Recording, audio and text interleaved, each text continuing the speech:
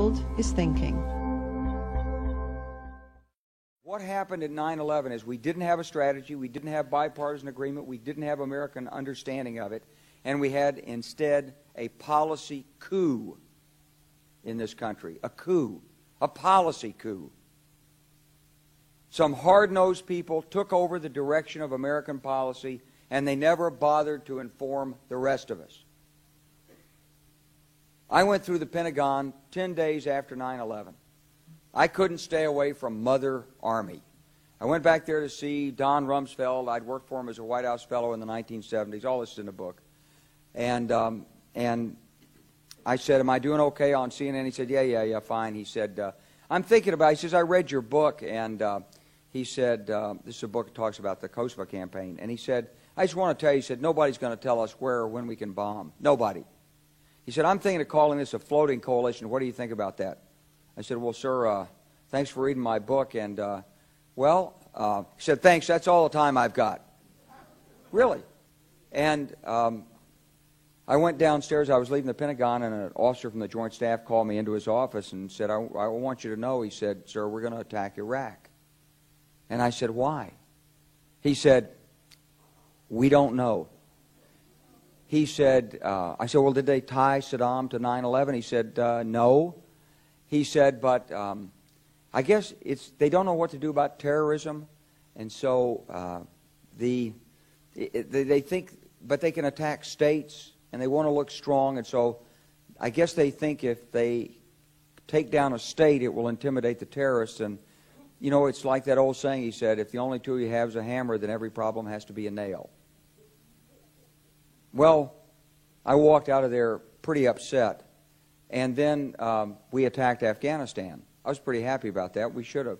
And then I came back to the Pentagon about 6 weeks later. I saw the same officer. I said, why haven't we attacked Iraq? We still going to attack Iraq? He said, oh, sir. He says, it's worse than that. He said, he pulled up a piece of paper off his desk. He said, I just got this memo from the Secretary of Defense's office that says we're going to attack and destroy the governments in 7 countries in 5 years. We're going to start with Iraq, and then we're going to move to Syria, Lebanon, Libya, Somalia, Sudan, and Iran. I said, 7 countries in 5 years. I said, is that a classified memo? He said, yes, sir. I said, well, don't show it to me. He was about to show it to me. He said, because I want to talk about it. And I sat on this information for a long time, for about 6 or 8 months. I was so stunned by this, I couldn't begin to talk about it. And I couldn't believe it would really be true, but that's actually what happened.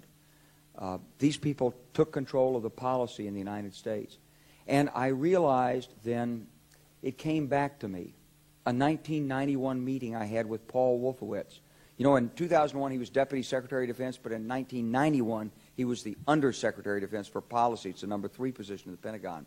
And I had gone to see him when I was a 1-star general. I was commanding the National Training Center.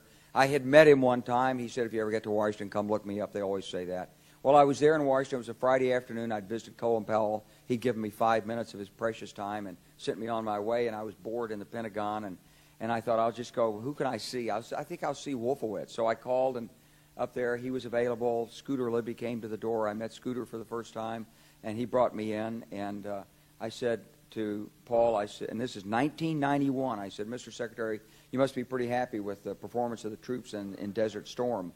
And he said, well, yeah, he said, but not really. He said, because the truth is we should have gotten rid of Saddam Hussein, and we didn't.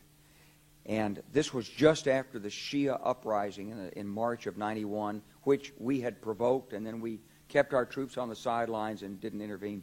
And he said, but one thing we did learn, he said, we learned that we can use our military in the region, in the Middle East, and the Soviets won't stop us. He said, and we've got about 5 or 10 years to clean up those old Soviet client regimes.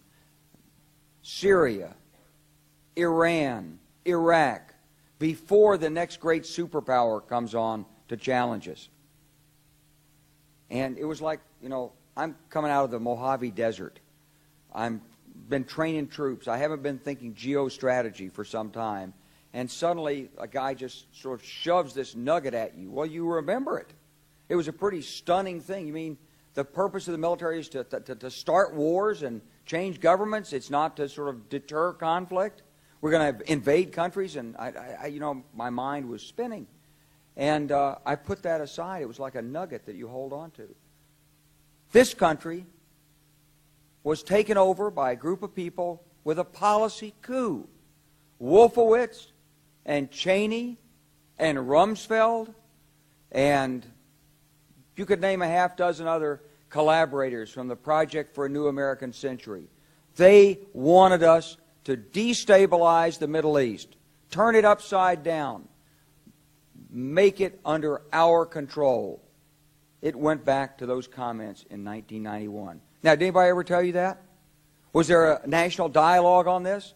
Did senators and congressmen stand up and denounce this plan? Was there a full-fledged American debate on it? Absolutely not. And there still isn't. And that's why we're failing in Iraq. Because Iran and Syria know about the plan. All you have to do is read the Weekly Standard and listen to Bill Kristol, and he blabbermouths it all over the world. Richard Pearl the same way. They could hardly wait to finish Iraq so they could move into Syria. It was like a laydown. Oh, our legions are going to go in there. This wasn't what the American people voted George Bush into office. Well, they didn't actually vote him into office, but it wasn't what many of the people who...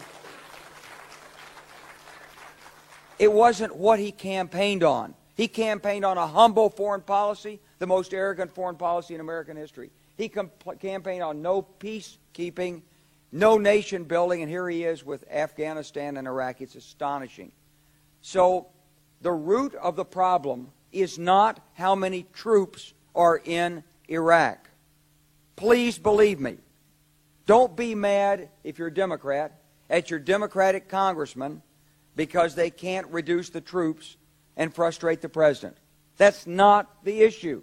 And if you're a Republican, don't be mad at the Democrats because they're fussing with the troops.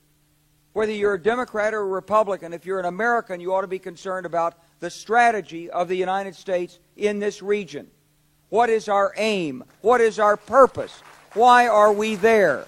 Why are Americans dying in this region? That is the issue.